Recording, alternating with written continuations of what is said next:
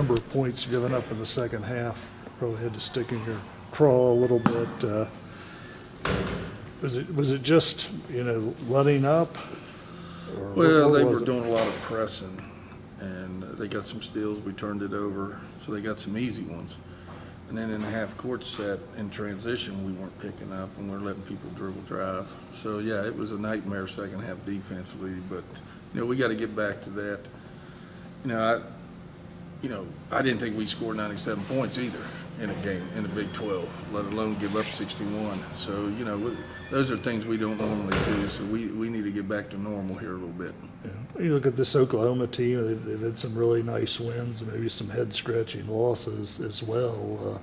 Obviously, if they put it together, they're probably capable of beating anybody in the country. But. Yeah, they're very good at home.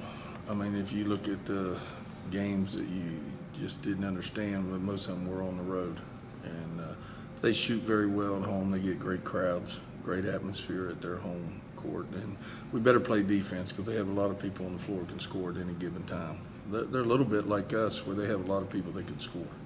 Look like they have a lot of three-point shooters. They have three-point shooters. They have their leading scorers. They're five-player in the post, simply because they have a bunch of shooters around her, so you can't help so much because it leaves them open. So it isolates her a lot one-on-one on the block, and she does a good job finishing.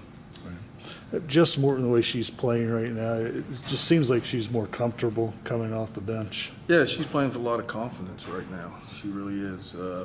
And it seems like she plays better off the bench, and that's fine. I always tell the players it's not who starts, who finishes the game, and that's what they have to understand. Who we have confidence at the end of the game to be in there. If she can go in there, and hit shots. Well, you looked the other day, I think we had 50-some points off the bench between her and Tiana, and I think they had majority of them. And that's always great, knowing that you have a lot of points off the bench when you're struggling offensively. Is there a point where players can, based on how they play off the bench, affect the rotation? Can they force your hand to make a starter switch, or do you just like it the way it is? No, I think our rotation is going good right now.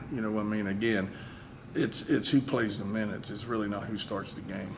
And if players feel more comfortable coming off the bench, and that's what we'll do. As long as we're being productive off the bench, and our starters are being productive when the game starts, we'll continue to go the way we have been.